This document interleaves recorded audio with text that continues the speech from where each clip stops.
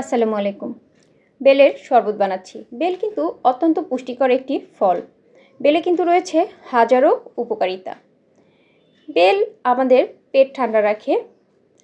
এছাড়াও বেল কোষ্ঠকাঠিন্য এবং ডায়রিয়া প্রতিরোধে কার্যকর। বেলের শরবত খেলে কিন্তু শরীর ঠান্ডা থাকে, সেই সাথে ডিহাইড্রেশন প্রতিরোধ করে।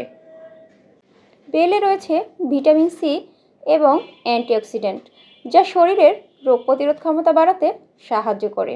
বেল লিভারের কার্যকারিতা বাড়াতে সাহায্য করে এবং লিভার পরিষ্কার রাখতেও সহায়তা করে।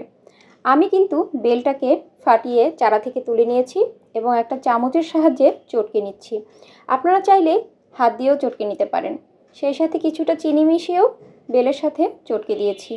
এবার এই বেলের সাথে পানি মিশিয়ে মিলিয়ে নিলাম।